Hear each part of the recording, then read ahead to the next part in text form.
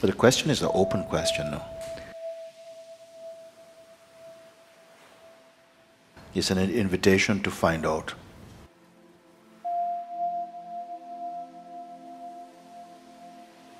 It's not a statement. The question is not a statement. It's a question.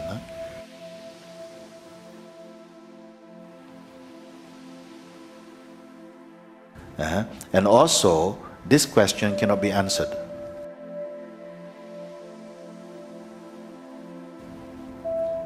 It has to be that when you follow through with this question, it leads to some kind of revelation or something.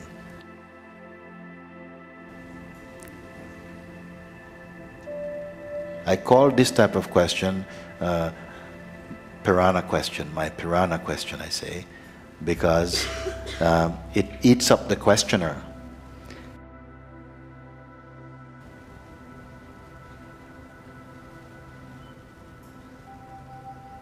Where is the place for contradiction?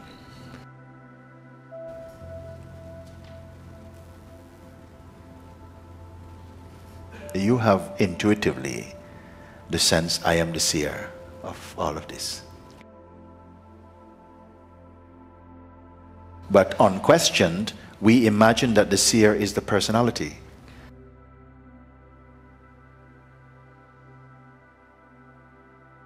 Then we come to see that the personality itself is a quality, and it itself is also seen.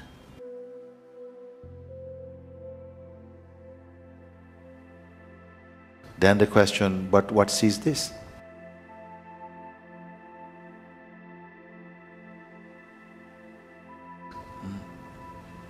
And some inner scanning is scanning to find if it can find the seer of this even.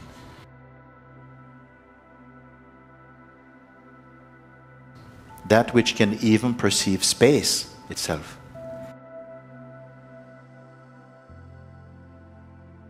And who can define space?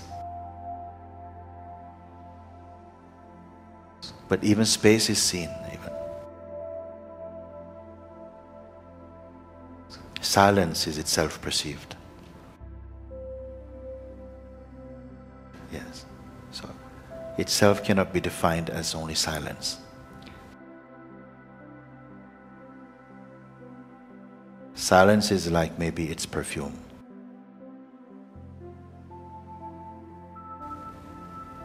So this question is not answered by answer, must be experience.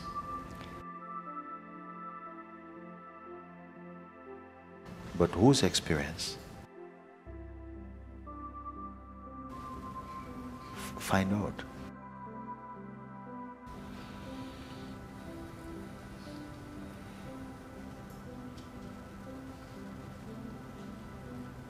Sometimes I say the one who starts the inquiry will not finish the inquiry, but will be finished by the inquiry.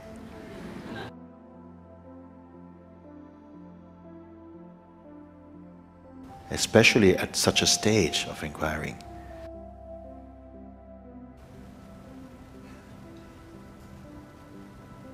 It is not an intellectual game.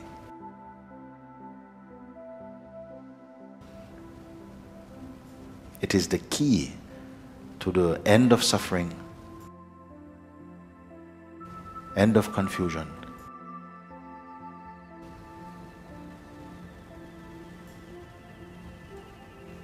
Even the identity of a meditator will not survive.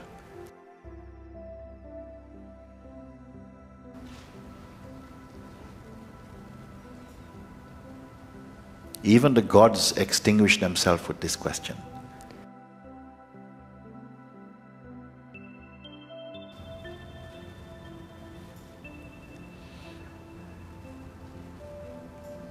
So if there is contradiction, it must be something in the intellect.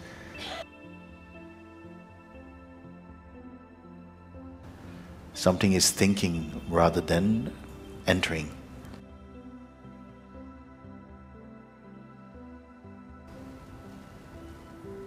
And thinking at this stage is often coming out of fear.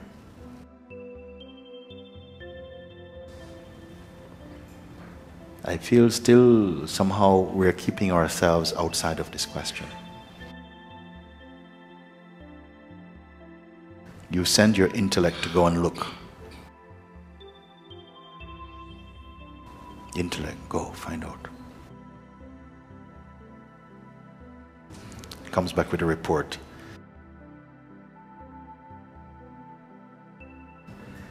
It's nothing.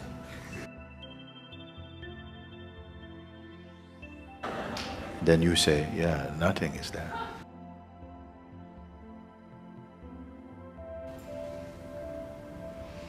There's a room that you can only enter when you leave your mind outside.